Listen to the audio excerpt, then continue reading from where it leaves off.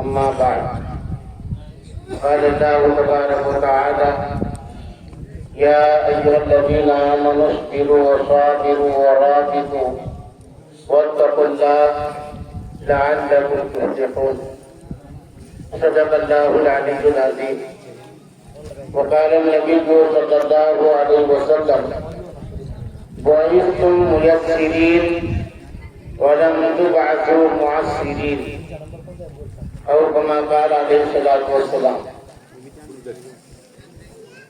جزا الله تعالى أن محمدا صلى الله عليه وسلم ما هو آله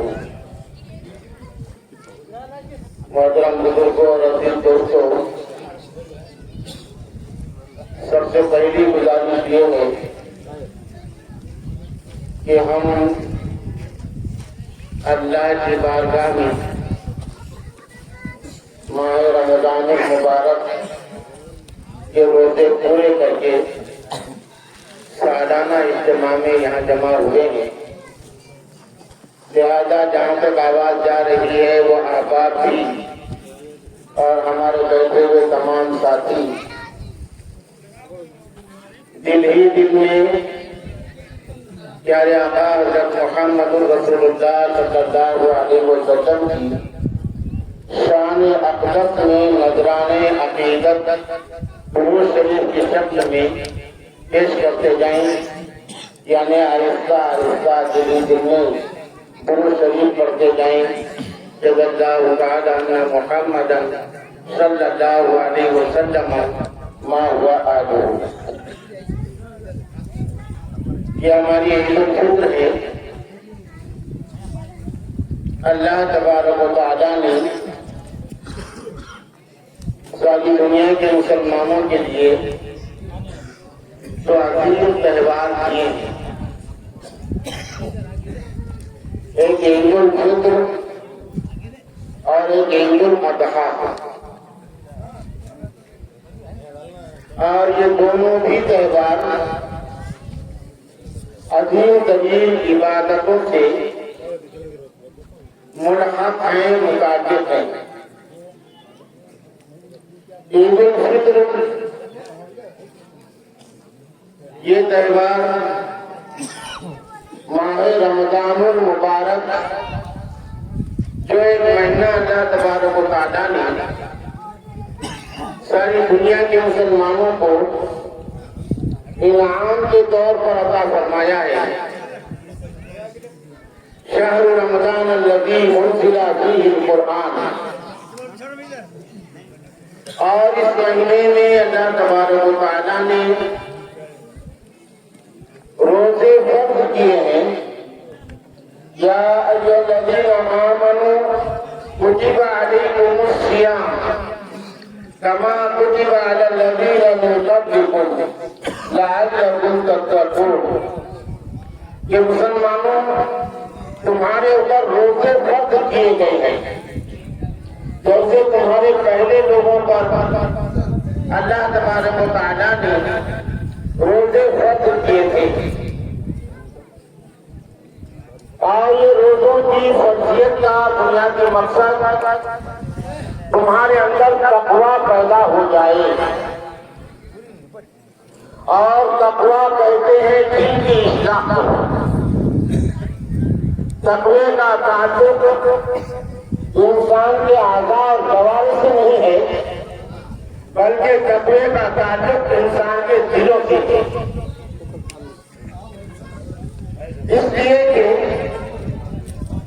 اعمال کی قبولیت اور عدم قبولیت اس کا تعلق انسان کے دل سے ہے۔ ان اللہ لا ينظر الى صورکم ولا الى اجسامکم ولا الى اموالکم ولكن ينظر الى قلوبکم واعمالکم۔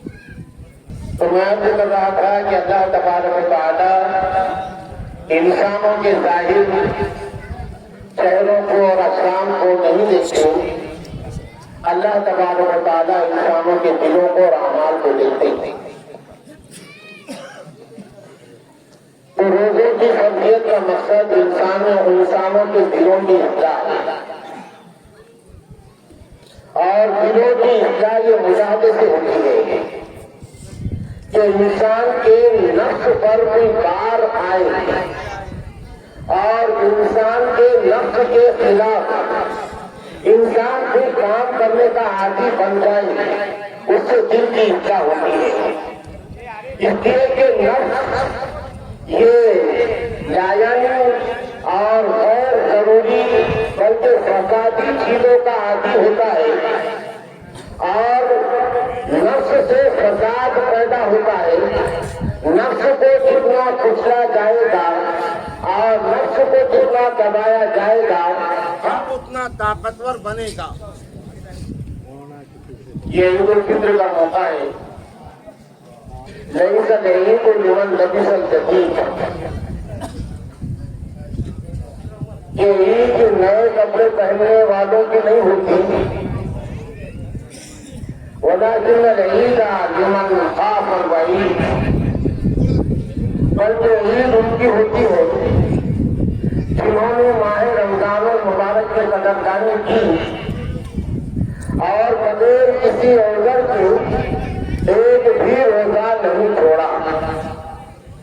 لہذا خوش نصیب ہیں وہ تمام مسلمان جن کو اللہ تبارک و تعالیٰ نے طاقت اور توفیق عطا فرمائی اور انہوں نے ماہ رمضان المبارک کی کما حق ہو قدر کی روزوں کا اہتمام کیا، نمازوں کی پابندی کی اور قیام اللیل یعنی تراویح اس کا بھی پورا اہتمام کیا، اور اس کے ساتھ روزوں کے جو تقاضے ہیں، آنکھوں کا صحیح استعمال، زبان کا صحیح استعمال، اپنے دل کا صحیح استعمال، یہ ساری چیزوں کا انہوں نے اہتمام کیا۔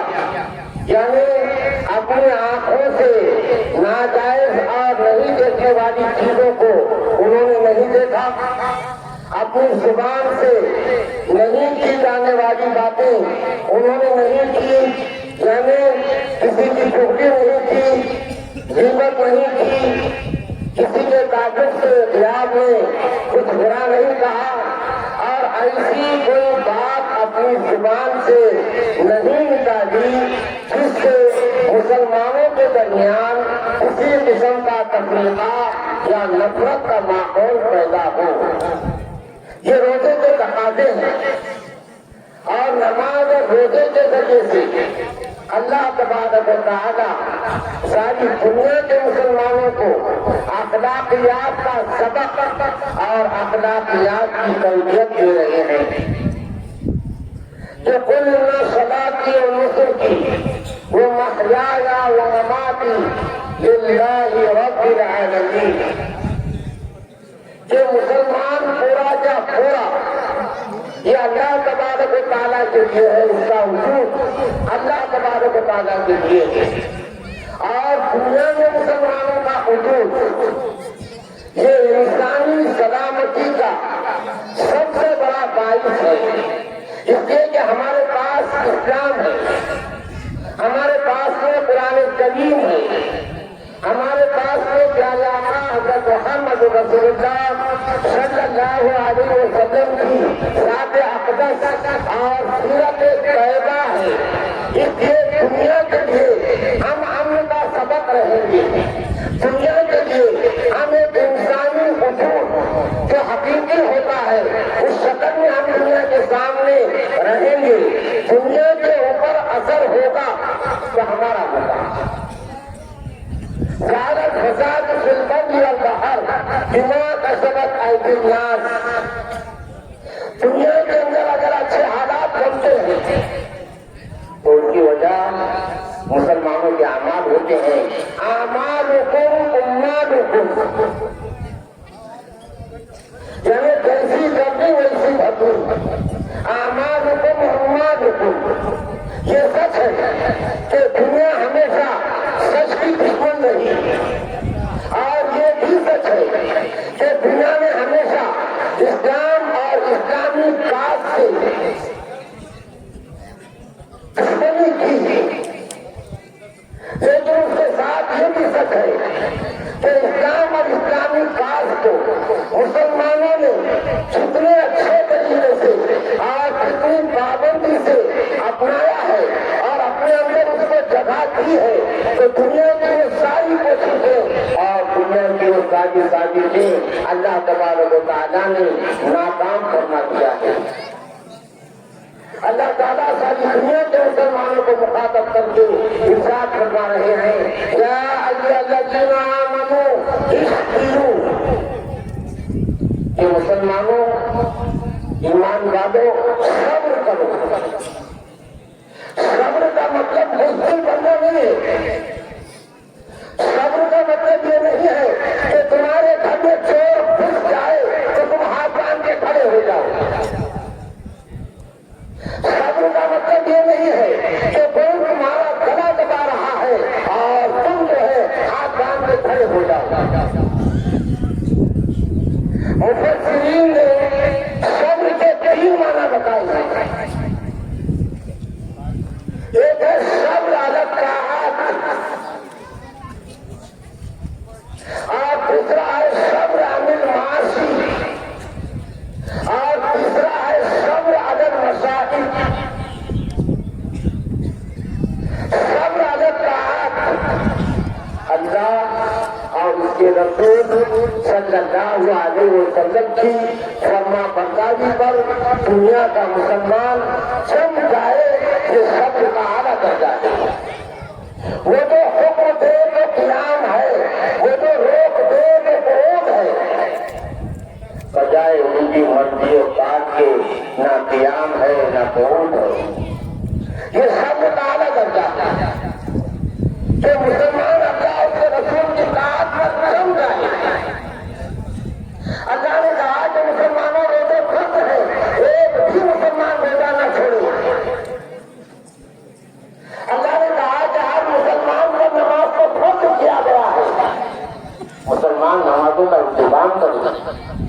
اللہ نے کہا کہ کونوا مع الصادقین، خبردار مسلمانوں جھوٹے منافق ہوتے ہیں، مسلمان جھوٹا نہیں ہوتا، مسلمان سچ بولنے کا عادی بن جائے۔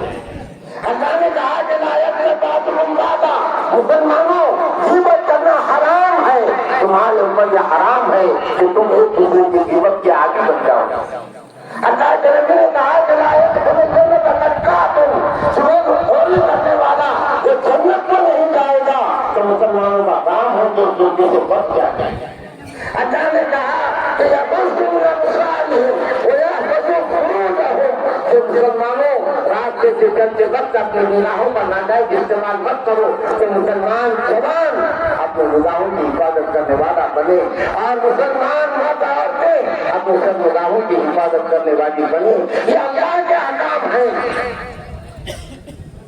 ٹھیک ہے، دنیا کے اعتبار سے اندھی اور بہری حکومتوں کو سمجھانے کے واسطے احتجاج کے مختلف طریقے ہوتے ہیں، اور احتجاج کرنا ملک میں رہنے والے ہر شہری کا جمہوری حق ہے، لیکن تکلیف یہ ہو رہی ہے کہ مسلمان ایموشنل اتنے جلدی ہو رہا ہے کہیں بھی کہ وہ جس پر پیسہ نہیں لگتا، جس پر محنت نہیں لگتی اور جس سے کوئی جوکم نہیں ہے، ایسی چیزیں علماء کی بہت جلدی سن رہا ہے، بہت جلدی سن رہا ہے۔ ابھی وقت ایک دن لائی گورنمنٹ میں نیا چارج لائے پرانے ٹھکانے، یہ پرانی شکایتیں ہیں، ان کو کرنے کے کام نہیں کرنے کی، ان کو کرنے کے کام نہیں کرنا ہے۔ ملک میں کروڑہا نوجوان بے روزگار ہے اور وہ مزدوری کو ترس رہا ہے، اور حکومت اندھی بن گئی، وہ نوجوانوں سے ان کو کوئی لینا دینا نہیں ہے۔ اس ملک کے اندر جہالت پھیل رہی ہے اور جہالت عام ہو رہی ہے، یہ حکومت اندھی بنی ہوئی ہے، جس کو بچی کی عادت سے کوئی لینا دینا نہیں ہے۔ وہ ملک جس کو ہمارے بزرگوں نے اولیاء اور صادق سنتوں نے ایک پریم مندر بنایا تھا اور محبت کی جگہ بنایا تھا، جہاں مسلمان ہندو کا احترام کرنے والا تھا اور ہندو مسلمان کا احترام کرنے والا تھا، عید ہوتی تو ہمارے ہندو بھائی وہ مسلمانوں کو مبارکباد کیا کرتے تھے. آج بھی یہ رونق زندہ ہے لیکن ختم ہوتی جا رہی ہے اور اس کے ختم کرنے میں جو حکومتوں کا ہاتھ یہ اپنی جھوٹی کرسی کو حاصل کرنے کے لیے اور اپنی جھوٹی کرسی کے بقا کے واسطے انسان کے اندر لڑائی اور نفرت کا ماحول پیدا کر رہے ہیں جس سے ان کو کوئی لینا دینا نہیں ہے. اور یہ کہہ رہے ہیں کہ ہم مسلمانوں کی بھلائی کے لیے وقت بتا رہے ہیں. ارے جب مسلمان نہیں کہہ رہا ہے تو ان کی بھلائی کرنے کی تم کو کیا ضرورت ہے؟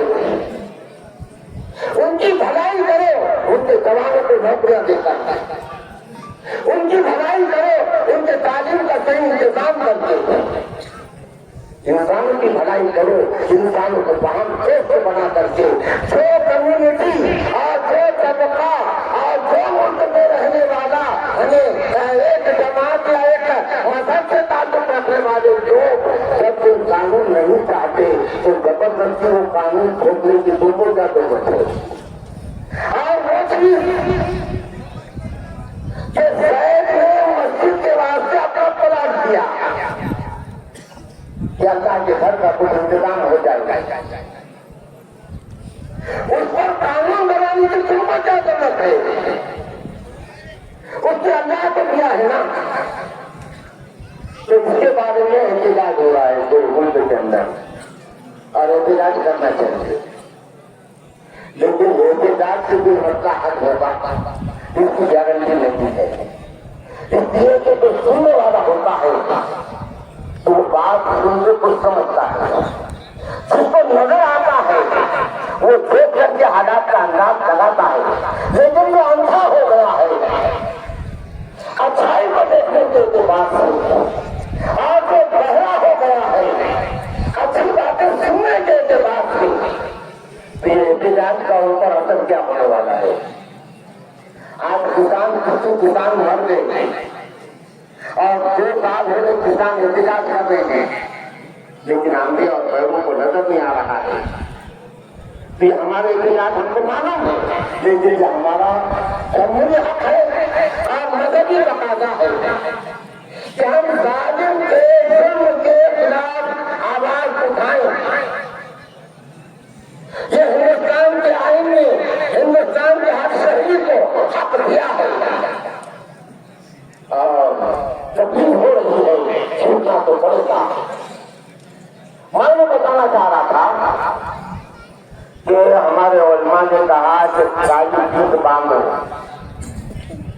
جماعت دن بھی اور ان کا دن بھی. تو ہمارے نوجوانوں نے بہت اہتمام کیا.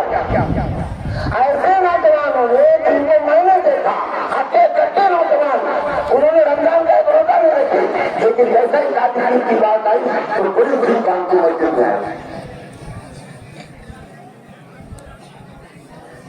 تو پہلے یہ ہونا چاہیے اللہ کو ہم راضی کریں گے تو مسائل حل ہوں گے، اور اللہ اگر ناراض ہے ہمارے سے ہم لاکھ دنیا میں ختم کریں کچھ ہونے والا نہیں ہے. تو پہلی چیز ہے سب عادت کا اللہ اور اللہ کے رسول صلی اللہ علیہ وسلم کی فرما برداری اور اطاعت پر جم جانا، اور دوسری چیز ہے صبر علی المعاصی، یعنی گناہوں سے رک جانا،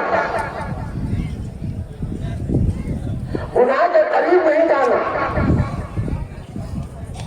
اور تیسری چیز ہے صبر عدم مسائل، مصیبتوں پر صبر کرنا. اللہ تبارک و تعالیٰ سمیع اور بصیر ہے، اللہ تبارک و تعالیٰ سب دیکھ رہے ہیں. اللہ کی وہی طاقت ہمارا ایمان ہے، آج بھی ہے اور ہمیشہ رہے گی. وہ طاقت اللہ کی مدد میں ہوتی ہے. اللہ کی وہی طاقت آج بھی ہے اور ہمیشہ رہے گی. جو جلوہ انہوں نے کسی جگہ بتایا تھا جہاں ان کے کلام کی گستاخی ہو رہی تھی، راتوں رات اللہ نے اس بستی کے زمین میں دھنسا دیا تھا. اللہ کی وہی طاقت ہے، لیکن مسئلہ ہے مسلمانوں میں خون آتی نہیں ہے، محبت کا جھوٹ باقی نہیں ہے. نماز روزہ قربانی و حج یہ سب باقی ہے, جو باقی نہیں ہے. ورنہ یہ دنیا ہے, آج ہندوستان کی زمین ہے, آج اس دنیا کے مختلف ملکوں مختلف ممالک ہیں. دنیا نے ہمیشہ یہ کوشش کی قبیلہ کا کہا اصل سے قائم روز, یعنی مسلمانوں کو پریشان ہونے کی ضرورت نہیں ہے, آپ کرنے کی بھی ضرورت نہیں ہے کہ سبیدہ کار رہا اصل سے قائم روز شراب مصطفی سے شراب مجاہدی. چنگیز خان کے خاندان نے طے کیا تھا کہ ہم دنیا سے مسلمانوں کو ختم کر دیں گے. چنگیز خان دنیا کی تاریخ کا ایک بڑا ظالم, شاگر اور قتال انسان, اور اس کا بیٹا ہلاکو خان لاکھوں مسلمانوں کا قتل عام ہوا. بغداد کی زمین مسلمانوں کے خون سے رنگ گئی, مسلمانوں کے پیپڑے کتب خانے نظر آتش کیے گئے اور سمندر میں ڈال دیا گیا. سمندر کا پانی کبھی کالا ہوتا تھا کتابوں کی راہ سے, اور سمندر کا پانی کبھی لال ہوتا تھا مسلمانوں کے خون سے.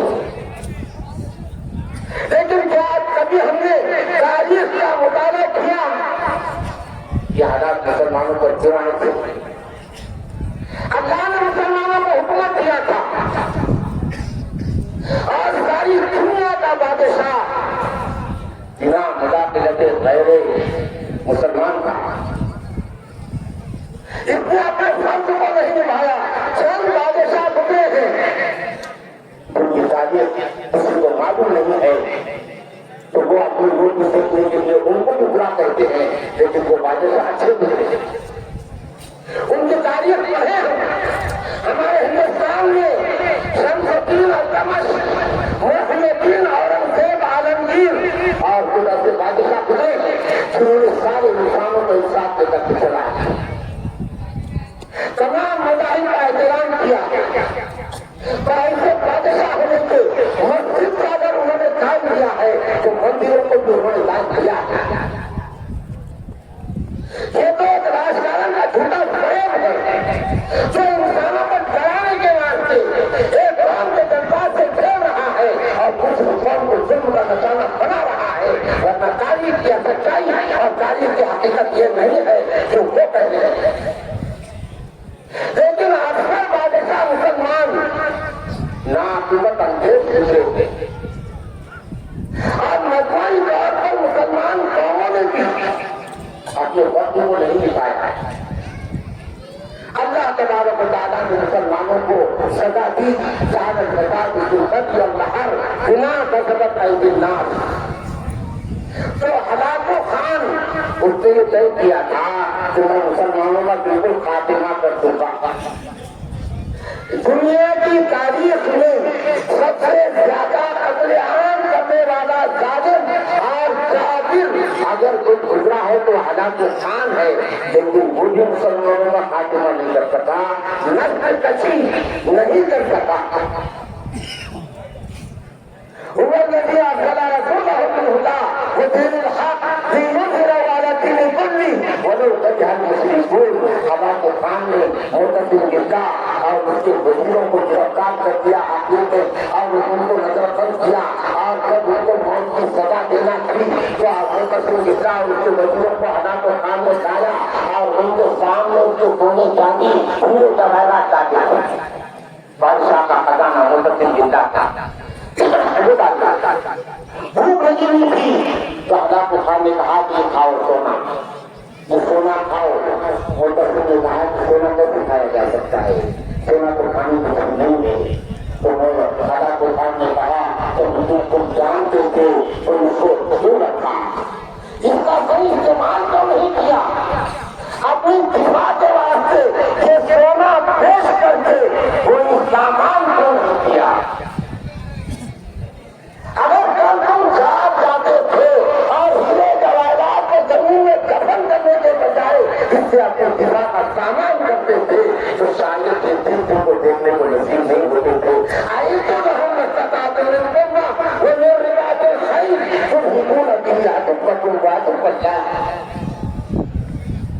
اللہ کے نبی صلی اللہ علیہ وسلم نے فرمایا المؤمن القوی خیر عند اللہ من المؤمن الضعیف. گٹکا کھانے والے جوان سے گٹکا نہیں کھانے والا جوان اللہ کے نزدیک بہتر ہے. سگریٹ پینے والے جوان سے سگریٹ نہیں پینے والا جوان اللہ کے نزدیک بہتر ہے. ناجائز طاقت کا استعمال کرنے والے جوان سے ناجائز طاقت کا استعمال نہیں کرنے والا جوان اللہ کے نزدیک بہتر ہے. ماں باپ کے سامنے اور بڑوں کے سامنے آنکھیں نیچے رکھنے والے جوان سے آنکھیں دکھانے والے جوان آنکھیں دکھانے والے جوان کے مقابلے میں یہ جوان بہتر ہے. اللہ کے نبی صلی اللہ علیہ وسلم نے ارشاد فرمایا کہ مسلمانوں تم میں سے چھوٹا بڑوں کی عزت کرتا ہے اور تم میں سے بڑا چھوٹوں کو شفقت کرتا ہے اور تم میں سے مسلمان اپنے علماء اور دینی رہنماؤں کی قدر کرتے ہیں. یہ اللہ رب العالمین کے نزدیک بہتر ہے. من لم يرحم صغيرنا ولم يمثل علماءنا ولم يعبر كبيرنا فليس منا. یہ ہماری تہذیب نہیں ہے کہ کسی جوان کو کوئی بڑے نے کہا تو بیٹے نے مت کر اور وہ جوان کر رہا ہے. یہ ہماری تہذیب نہیں ہے. یہ ہماری تہذیب نہیں ہے کہ کوئی جوان اپنے ماں باپ کے سامنے خطائی کے ساتھ رہے. یہ ہماری تہذیب نہیں ہے کہ ہمارے جوان اور ہمارے لوگ اپنے علماء کی ناقدری کریں اور ان کو پردہ کر کے جواب دیں. بلکہ ہماری تہذیب یہ ادب ہے, ہماری تہذیب یہ ثقافت ہے, ہماری تہذیب یہ انسانیت پر مبنی ہے. تو بزرگوں کو حالات جو بھی ہیں وہ ہمارے سامنے ہے اور یہ حالات ہمارے لیے نئے نہیں ہیں. قوم کی تاریخ میں ایسے حالات کئی بار آئے ہیں. اس سے زیادہ کرتا ہے